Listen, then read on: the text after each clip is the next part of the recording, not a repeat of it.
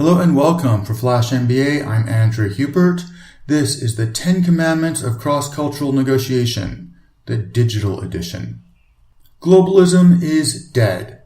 And there it is. So you can forget about that whole top-down, institutionalized, traditional MNC type of one-size-fits-all marketing model for global products. The future is going to be more point-to-point cross-cultural connectivity.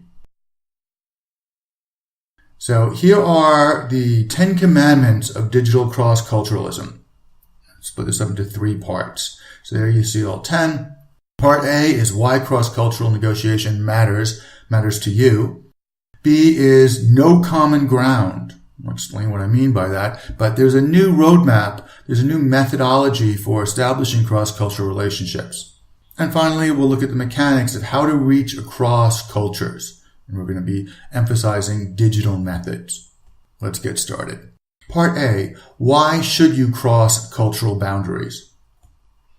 Crossing cultural boundaries is difficult. It's expensive. It is time consuming. So why should you do it? Why don't you just stick to your home base and sell to your own home market? Well, the first answer is profit. Differences are simply more profitable than similarities. If you are dealing with someone who has the exact same values, the exact same capabilities, the exact same interests, then he is not a potential partner. He is a potential competitor. When you go cross-culture, really, whenever you go into the marketplace, everyone you meet falls into one of 3 categories. They're either a source, a market, or a processor, or a source of intellectual property. This is where your competitive advantage comes from. This is how you find those unique offerings that are going to set you apart from everyone else that you're competing with.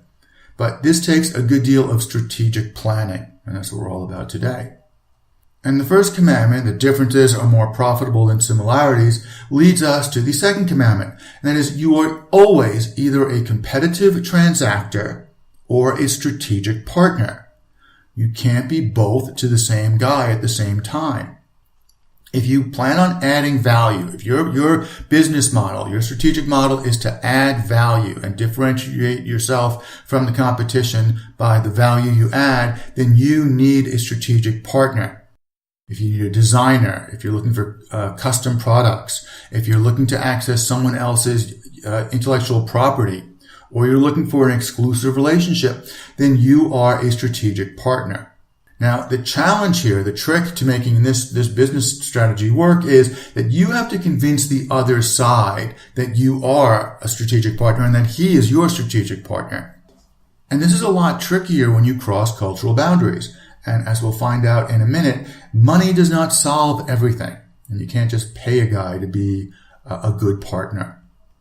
Now, on the other side of the coin, sometimes you are going to be a transactor. Sometimes you just want to put money down on the barrelhead and walk away with a product or a service. If you want it cheaper, if you want it faster, if you want it done according to a certain specification, then you are a competitive transactor. And there's nothing wrong with that as long as you build your strategy around that. And key to the strategy is you are always willing to walk away if you don't get the price you want, if you don't get the quality you want, if you don't get the schedule you want. Then your job is to stand up and leave the room. The key here is that you have someplace else to go.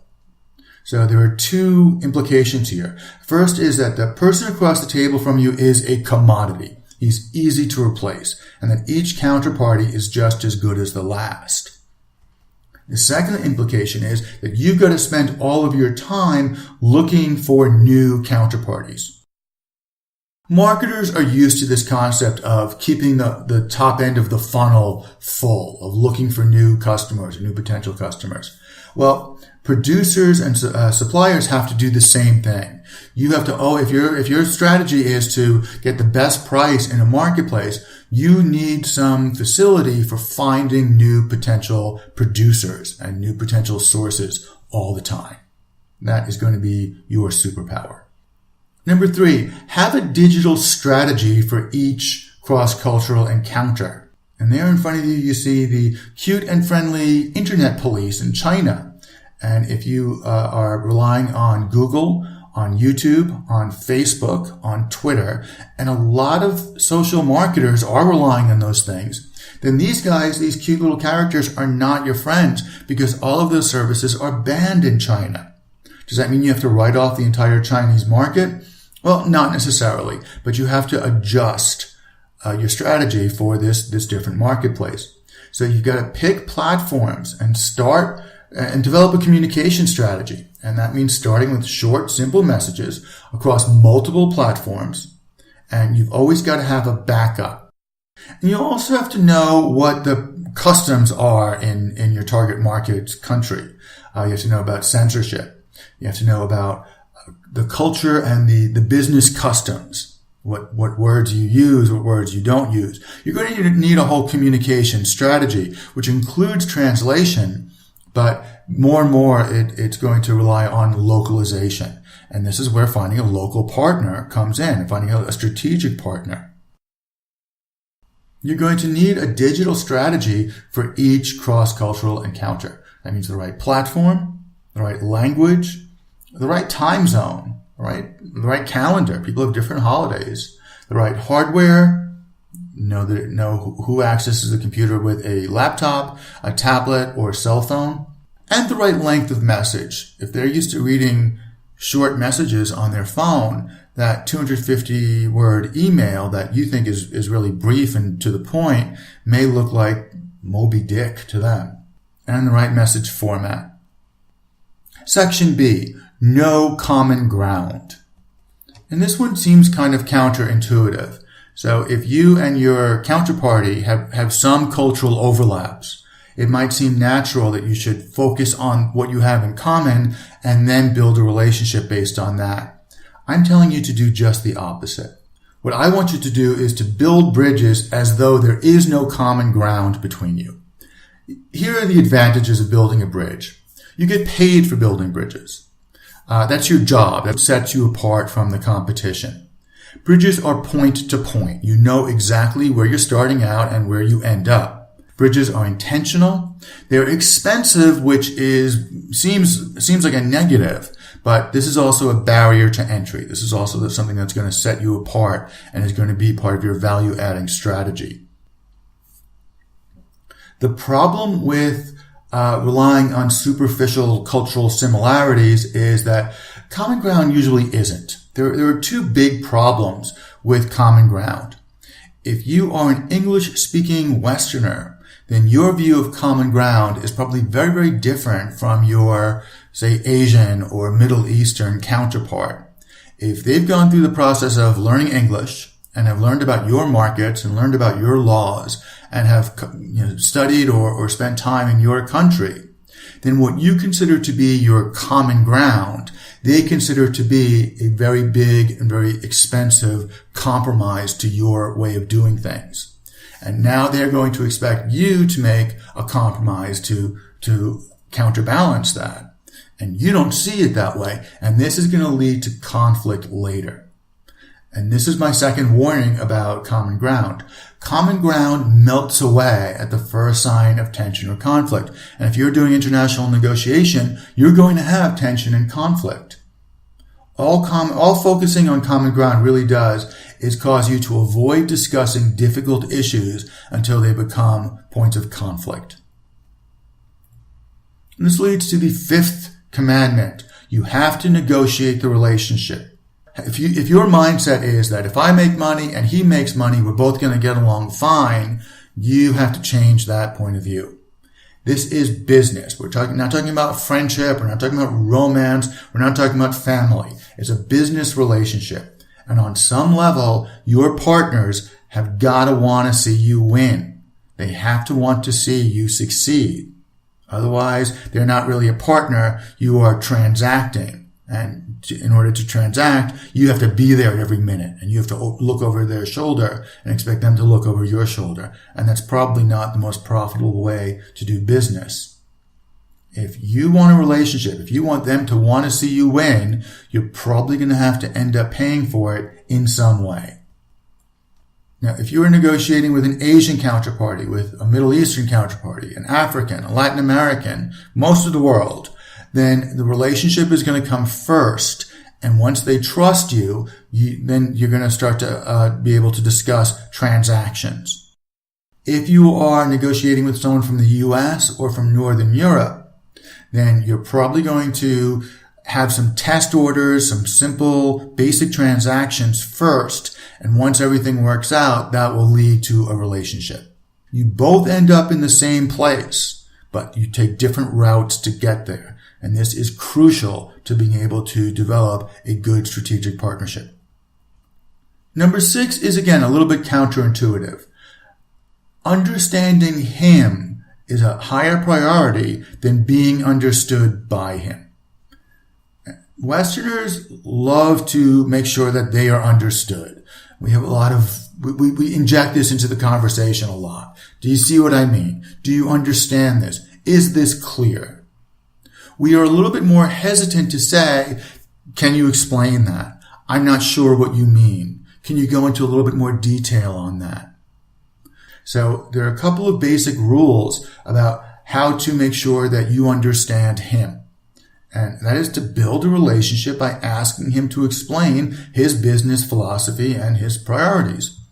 One of the things I train all my private clients in is to say, what do you look for in a good partner? Can you explain to me what you see as a good business relationship with someone from my country? And then you shut up and listen. You let him talk. You let him explain what his values are. And that's what you're really going after. You're not looking for a list of specifics. You want to know what his business philosophy is, what his values are, what his priorities are. It might be money per transaction, but it may go deeper or it may be a little bit different from that. Once you ask him those questions about his business philosophy and you have him explain what his priorities are, then you have to be ready to do the same. Now we're in the third section. This is the mechanics, how to reach across that digital cultural divide and start transacting business and building partnerships. Commandment 7 is, in order to get a good partner, you've got to be a good partner. So I want you to be able to answer the question, what's in it for him? You may have to be the one to come up with a plan on how he's going to get paid. And it has to be fair and equitable from his perspective. There are 3 cardinal rules for being a good partner. Number 1, he's got to make more money with you than without you. He's got to be able to do better with you than without you. And this seems pretty basic, but a lot of us forget this when we're haggling for prices with a supplier. Number 2, he's got to make more tomorrow than today. Now, I was a salesman in New York, and I loved those sales relationships which were steady and low maintenance, and I didn't have to do anything, or I didn't have to do much, and that same order just came in over and over. And to the Westerner, that's a great relationship. But in relationship-based cultures, that's not a great relationship, and it seems like he has wasted his time because this relationship is not growing organically the way he thought it would. So he is looking to do a better deal or a bigger deal or a broader deal tomorrow. And number 3 is interesting. He's got to think he's doing better than you are on some level. When Westerners cross cultural boundaries, in many cases we are dealing with people who have let's say an unfortunate history with Western power. In his history books, in his traditions, in his stories, Westerners are generally not the hero. We are not the good guys in his traditional stories. And that's something you have to acknowledge if you want to build a profitable and a meaningful strategic partnership. So convincing him that he's doing better than you are on some level that he cares about may involve some influencing and some highly developed communication skills. Number 8, analyze culture and then make adjustments. Here's the catch. I want you to analyze his culture and analyze the difference between your cultures and then make adjustments to your own plans. Now, while this sounds logical, it's actually quite counterintuitive in practice because we are pretty much hardwired to do just the opposite. We are taught to analyze gaps in our own production cycle and analyze gaps in our own market and then find a way to get him to accept our rules, our products, and our methods. And this worked just great until it stopped working. Your best course of action is to do the analysis, figure out the gaps between your cultures relatively, and then creating structural solutions that are going to get you what you need. And that may very well mean figuring out a way to pay him and incentivize him to give you what you need by giving him what he needs. So the real challenge in international negotiation is coming up with self-reinforcing deals and making sure that you have bulletproof alternatives in case things don't go the way you want them to go. You don't want to be that guy shouting into his cell phone at a Chinese partner at 2 a.m. Shanghai time. So let's start this commandment by looking at the cultural differences between us. Locals think that Westerners are going to pull up stakes and leave at the first sign of trouble. The reason they think that is that's what we do. We've done this for 100 years and we're doing it today in some places. They will use this against you. The local partners are going to try to wait you out. They are not going to always come up with the best solution or the quickest solution. They are going to wait until you get frustrated and then pull up stakes and abandon your intellectual property and the marketing and, in many cases, the technology that you have built in their home base. So you always want to give the impression that you have other options in his region, but not in his network. If you're doing business in Shanghai, then you know people in Shenzhen, or you know people in Beijing, or you know people in Chengdu. He doesn't know them, but they could potentially be his competitors. That's what puts you in a stronger position. Never let them know when you're leaving, and never let them know how often you are coming back. You want to give the impression that on any given weekend, you could be flying in to take care of business, which may include them, may not include them. You want to look like you are a permanent fixture in his marketplace. And being the stable guy includes emotional stability as well. I'm from New York, where anger and aggression and impatience and being a little bit arrogant make you look like a go-getter, makes you look like a potential leader. But in places like China and Thailand and Singapore, this makes you look childish and immature.